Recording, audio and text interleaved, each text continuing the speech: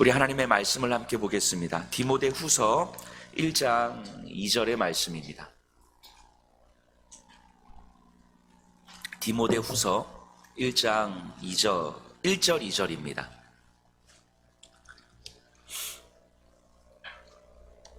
디모데후서 1장 1절 2절입니다.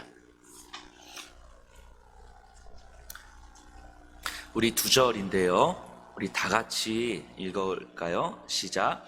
하나님의 뜻으로 말미암아 그리스도 예수 안에 있는 생명의 약속대로 그리스도 예수의 사도된 바울은 사랑하는 아들 디모데에게 편지하노니 하나님 아버지와 그리스도 예수 우리 주께로부터 은혜와 긍휼과 평강이 내게 있을지어다. 아멘. 디모데후서는요, 사도 바울의 마지막 편지입니다. 죽음을 앞에 두고 마지막으로 쓰는 편지예요. 그리고 스승인 바울이 제자인 디모데가 목회하고 있는 에베소 교회 성도들을 향해서 쓴 편지예요. 그래서 오늘은 이 디모데후서 첫 시간이기 때문에 디모데후서를 쓰고 있는 그 바울의 마음과 디모데후서 이 편지를 받고 있을 디모데의 마음을 한번 헤아려 보면 좋겠습니다. 이게 오늘날이 아니잖아요. 2000년 전이잖아요. 편지를 주고 받는다는 건 사람이 직접 가서 전달해야 되는 과정인데, 어떤 상황에서 바울이 이 편지를 쓰고 어떤 상황에서 디모데가 이 편지를 받았을 것이며, 편지를 쓰는 바울의 마음은 어땠을 것이며, 편지를 받는 바울의 마음은 어땠는지를 한번 헤아려 보려고 합니다. 지금 이 편지를 쓰고 있는 바울은요, 로마의 지하 감옥에 갇혀 있어요. 3번의 전도 여행을 마치고 로마로 압송되어서 로마의 1차 투옥이 되었을 때가 있었어요. 지금 2차 투옥 때인데요. 1차 투옥에는 이제 소위 말해서 가택연금이라고 해서 조금은 더 자유로웠어요. 사람들을 쉽게 만날 수 있고.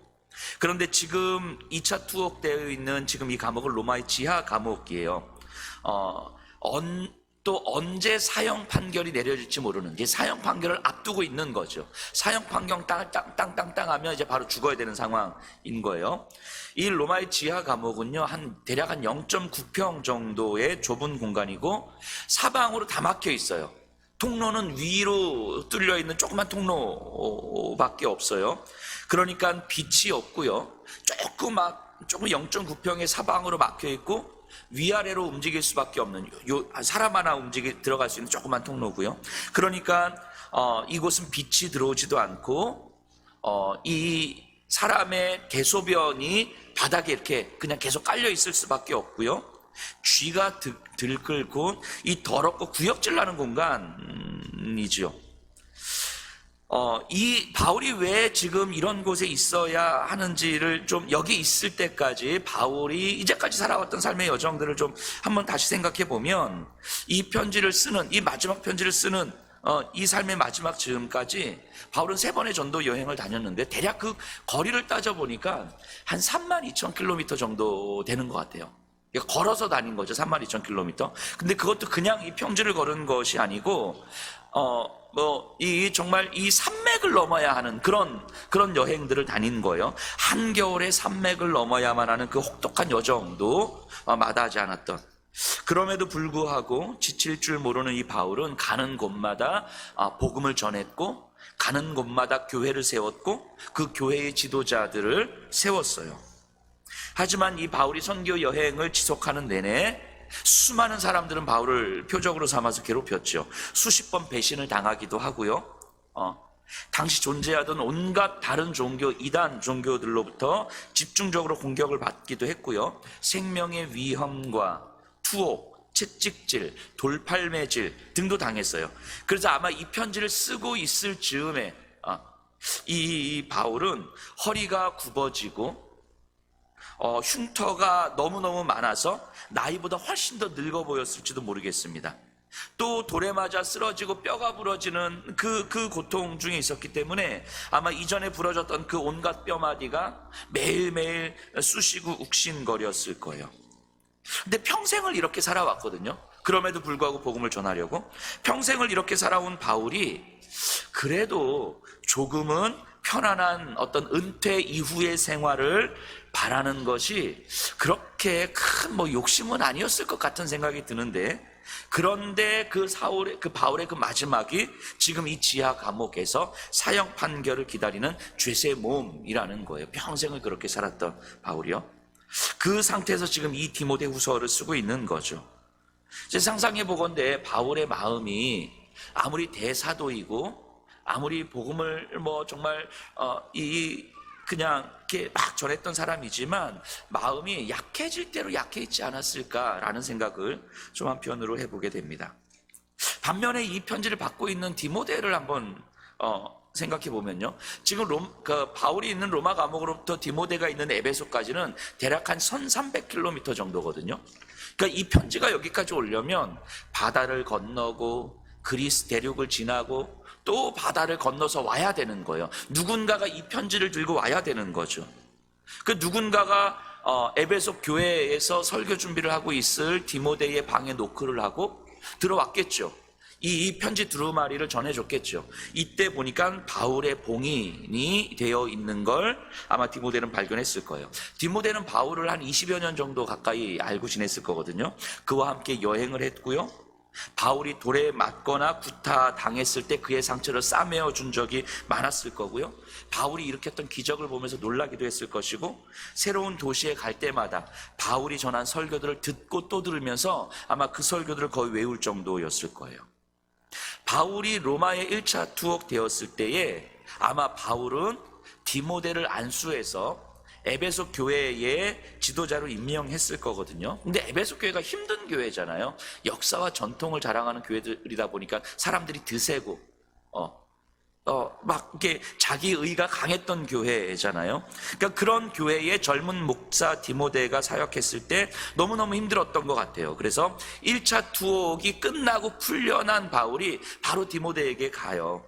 그래서 디모데를 격려하고 위로하고, 그래도 너에게 맡겨진 사명을 네가 이곳에서 잘 감당했으면 좋겠다 라고 격려해 주자 디모데는 에베소에 계속 남아서 목회를 하죠. 그럼에도 불구하고 온갖 어려움 속에서 디모데가 또 지쳐서 쓰러져 있을 때 바울이 또 에베소를 또 방문하죠. 한 2달 정도 머물면서 디모데를 위로하고 가르쳤어요.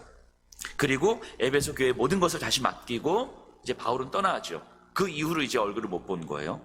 그리고 그 이후로 디모데는 소식을 들었습니다.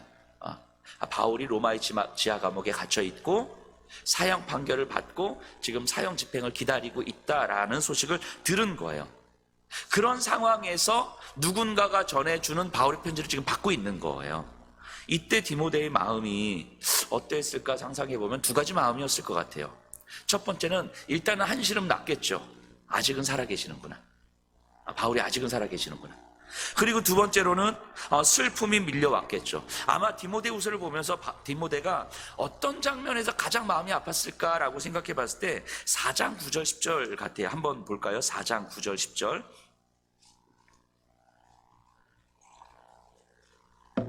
바울의 마지막 인사인데요. 너는 어서 속히 내게로 오라. 데마는 이 세상을 사랑하여 나를 버리고 데살로니가로 갔고, 그레스게는 갈라디아로, 디도는 달마니아로 갔고.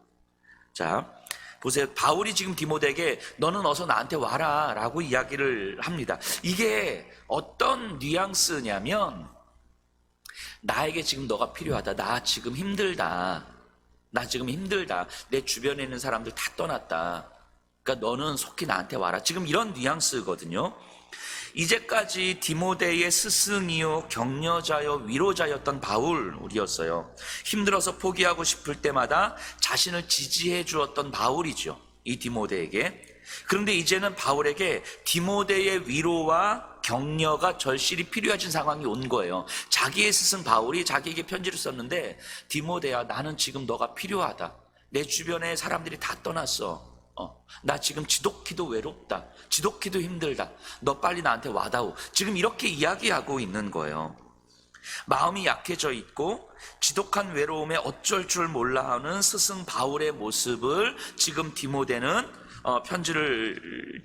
바울의 편지를 보고 있는 거죠. 이 10절에 나오는 데마는요, 골로새서에서 바울이 자기의 동역자로 소개했던 사람이거든요. 누가와 함께 데마가 나와 함께 있다라고 이야기를 합니다. 그런데 이 데마가 믿음을 저버린 거예요. 지금 바울이 디모데에게 지금 고자질하고 있는 거잖아요. 디모데도 알았죠.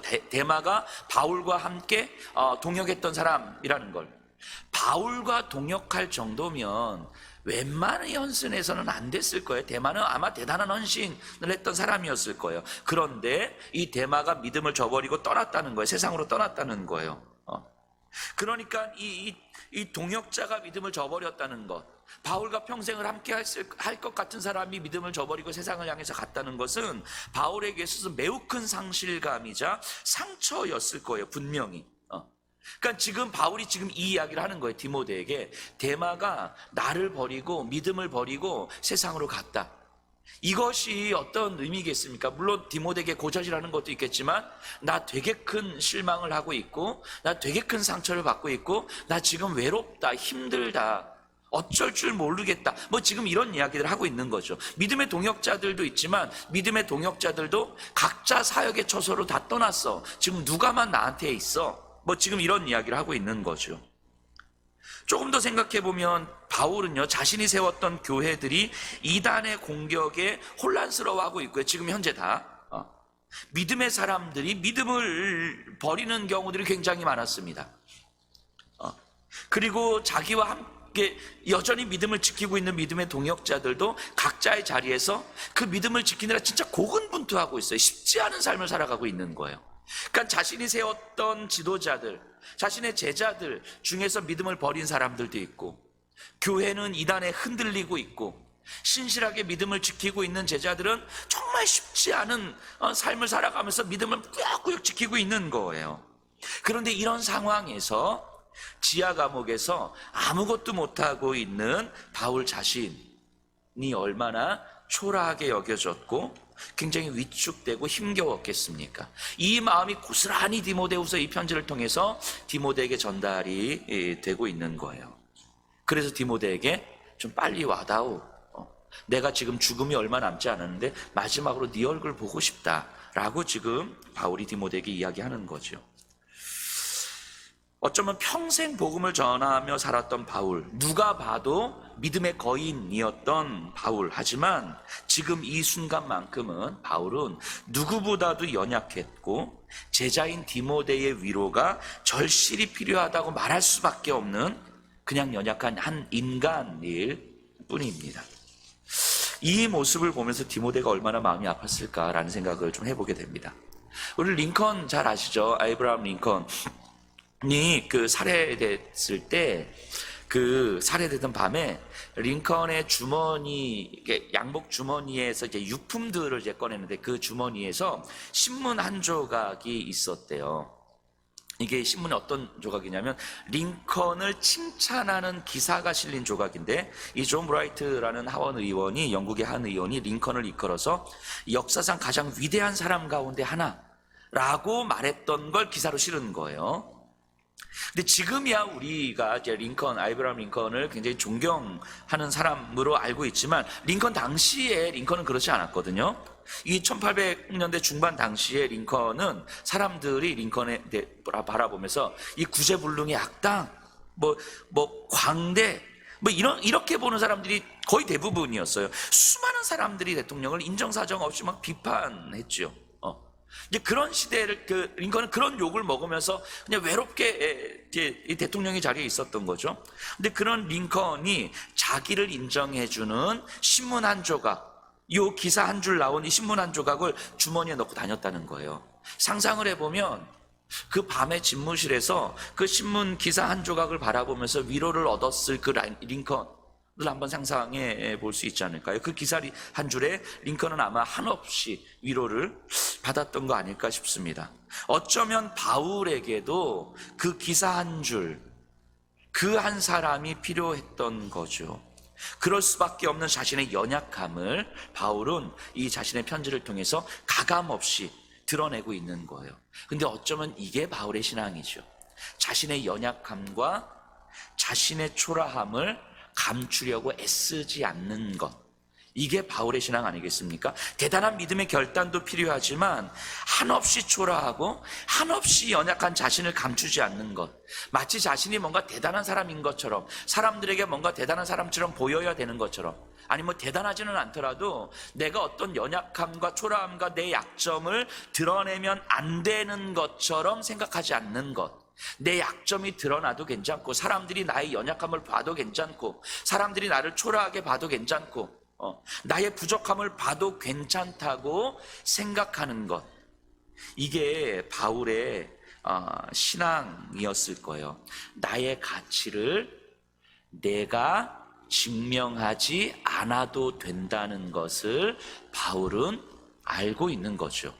내가 한없이 초라해도, 내가 무너져도, 사람들이 나를 바라볼 때 별로 믿음 없어 보여도, 여목사 바라볼 때 뭐 별로 이렇게 목사로서 뭐 별거 없어 보여도, 그럼에도 불구하고 나의 가치를 여목사가 드러내려고 막 사람들에게 내가 목회자로서 인정받으려고 그렇게 애쓰지 않아도 된다는 것을 바울은 알고 있는 거죠. 이게 바울의 신앙이죠. 내 존재의 가치를 내가 증명하지 않아도 되는 삶. 그래서 바울은 자신의 연약함과 초라함을 가감없이 제자와 성도들에게 다 드러내고 있는 거 아니겠습니까? 그렇기 때문에 오늘 우리가 읽은 1장 1절에서 2절 바울의 첫 마디가 더 의미 있게 들려집니다. 1장 1절 한번 볼게요. 하나님의 뜻으로 말미암아 그리스도 예수 안에 있는 생명의 약속대로 그리스도 예수의 사도된 바울은, 나 바울은 이 헬라어 성경으로 보면 바울이 제일 첫머리에 나오거든요. 바울은 이렇게 나와요. 그러니까 바울은 한없이 초라하고 한없이 연약한 것은 맞지만, 근데 내가 누구냐면 나는 분명히 초라하고 나는 분명히 연약하고 나는 분명히 보잘것없고 나는 분명히 부족한 게 맞는데, 근데 나는 누구냐면 하나님이 기뻐하시는 뜻에 따라서 부름을 받은 사도다라고 이야기하는 거예요. 내 현실은 초라한 게 분명한데, 그런데 나는 내 현실에 의해서 결정되는 존재가 아니고 내 상황과 내 부족함과 내 연약함에 의해서 결정되는 존재가 아니라 하나님의 기뻐하신 뜻에 따라서 부름을 받은 사도다. 나는 그렇다라고 이야기하는 거예요. 나라는 존재의, 바울의 존재의 정체성을 이야기하는데, 내가 어떤 상황에 놓여져 있느냐, 내가 어떤 환경에 놓여져 있느냐, 사람들이 나를 어떻게 보느냐로 보는 것이 아니고 하나님의 기쁘신 뜻에 따라서 나를 불렀다라고 말하고 있는 거예요. 이게 그리스도인의 정체성이라고 이야기하는 거죠. 내가 잘하느냐 못하느냐, 이것이 내 정체성을 형성하지 않는다는 거예요. 내가 얼마나 능력이 있느냐 없느냐, 이것이 내 정체성을 형성하지 않는다는 거죠. 저와 여러분들이 아무리 힘이 들고 아무리 초라하고 아무리 연약하고 아무리 보잘것없고 아무리 할 수 있는 게 없는 것 같아도, 사람들에게 별로 좋은 소리 못 듣는 것 같아도, 그럼에도 불구하고 저와 여러분들은 분명히 여러분들과 상관없이 하나님의 기뻐하신 뜻에 따라서 부름을 받은 사람들이라는 거예요. 이게 우리의 정체성을 형성한다는 거예요. 그리고 그것을 말할 수 있는 근거가 바로 2절이죠. 사랑하는 아들 디모데에게 편지하노니 하나님 아버지와 그리스도 예수 우리 주께로부터 은혜와 긍휼과 평강이 내게 있을지어다. 바울이 디모데에게 이야기해요. 은혜와 긍휼과 평강이 내게 있을지어다. 은혜가 무엇입니까? 은혜는 자격 없는 사람들에게 주시는 하나님의 선물이죠. 아무런 자격 없는, 갚을 능력이 전혀 없는, 아니 받을 자격도 전혀 없는 사람에게 주시는 하나님의 선물이 은혜예요. 긍휼이 무엇입니까? 하나님의 긍휼이라는 것이 무기력한 사람, 무능력한 사람들에게 행하시는 하나님의 일하심이죠. 아무런 능력도 없는 우리들에게 하나님은 하나님의 일을 행하시는 거예요. 하나님 나라의 일을 행하시는 거죠. 이것이 우리 안에서 이루어지는 거예요. 이게 우리를 향한 하나님의 긍휼이지요. 평강은 무엇입니까? 평강은 끊임없이 불안하고 두려워할 수밖에 없는 사람들에게 베푸시는 하나님의 사랑이에요. 이 현실 속에서 여전히 불안하고 여전히 두려운데 그런 우리에게 베풀어 주시는 그 하나님의 사랑, 그 하나님의 사랑이 우리에게 채워지면 채워질수록 현실의 불안함이 사랑에 압도당하는 거죠. 바꿔 말하면 바울은 지금 이야기하고 있는 거예요. 내 평생을 살아오고 나서 보니까 평생을 하나님 앞에 살아왔는데 내가 확인했던 건 뭐냐면 아무런 것도 받을 자격이 없는 나 자신을 바라보게 되는 거고요. 끊임없이 무기력하고 무능력한 자신을 보게 되는 거고요. 여전히 불안하고 두려워할 수밖에 없는 자신을 보게 되는 거예요. 내 평생 돌아보니까 내가 내 자격 없는 내 자신에 직면하고 무기력한 내 자신에 직면하고 불안할 수밖에 없는 내 자신에 직면해가는 삶을 살아가는 거예요. 내 자신을 그렇게 경험하더라는 거죠. 그리고 그런 자신에게 평생 동안 하나님은 은혜와 긍휼과 평강을 주시더라는 거예요. 이게 얼마나 모순된 기쁨입니까? 자격 없는 자신을 직면하는 것, 무기력한 자신을 직면하는 것, 불안한 자신을 직면하는 것이 얼마나 큰 아픔이고 절망이고 힘겨움입니까? 이게 얼마나 자존심 상하는 것입니까? 그런데 동시에 평생을 이런 자신에게 직면했지만 평생을 하나님께서 허락하시는 은혜와 긍휼과 평강을 경험했다는 거예요. 그래서 자신은 내 초라함과 내 연약함과 내 부족함이 나를 이끌어가는 삶이 아니었고 하나님의 기쁘신 뜻대로 부름을 받은 삶이었다고 말할 수 있는 거예요. 내 평생에 경험했던 그 은혜와 긍휼과 평강을 고백하면서 내 인생은 내 존재는 하나님의 기쁘신 뜻에 따라서 부름을 받은 삶이구나. 이것이 내 정체성이구나. 그래서 그거를 인정하기 때문에 그것을 믿기 때문에 자신의 연약함과 초라함을 감추려고 애쓰지 않는 거예요. 그래서 자신의 제자였던 디모데에게 자신의 제자가 목회하고 있는 성도들에게 바울이 이야기하는 거예요. 나 지금 힘들다. 나 지금 지독히도 외롭다. 나 지금 너무 어렵다. 디모데야, 너가 필요하다.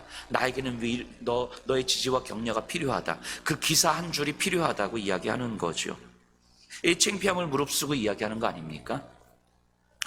그리고 디모데에게도 이야기하는 거예요. 디모데야, 너에게도 은혜와 긍휼과 평강이 있을지어다. 이 말을 풀어 설명하면 어떤 이야기입니까? 너의 평생에 네가 얼마나 자격 없는 존재인지 너는 직면하게 될 거다. 너의 평생에 네가 얼마나 무능력하고 무기력한 존재인지를 직면하게 될 거다. 너의 평생에 불안과 두려움 가운데 살아갈 수밖에 없는 너를 직면하게 될 거다.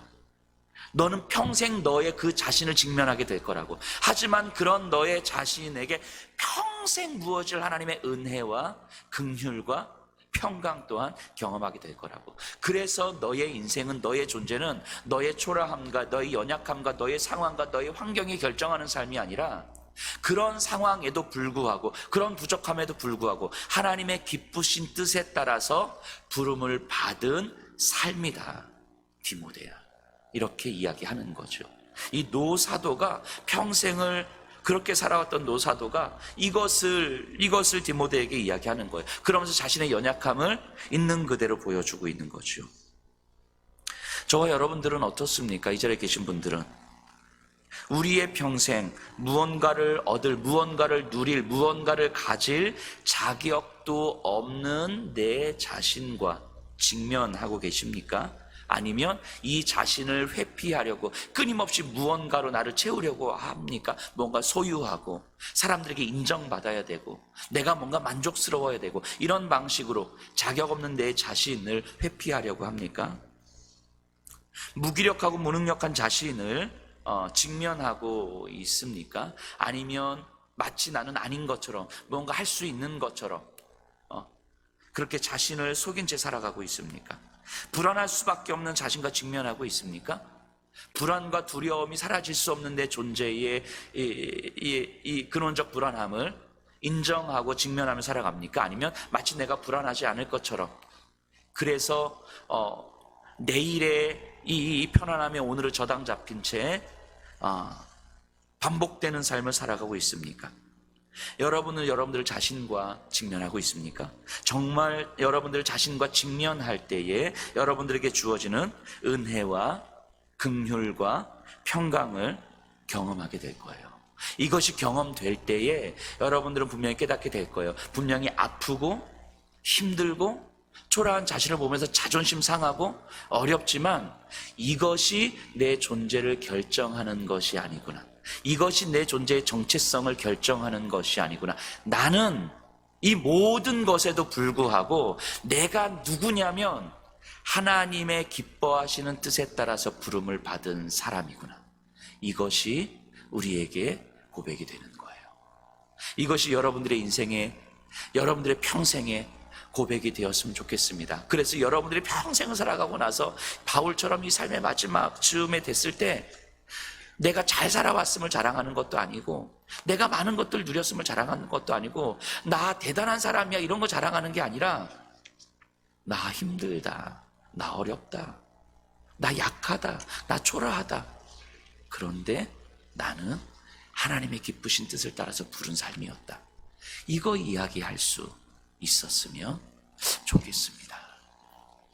우리 좀 기도해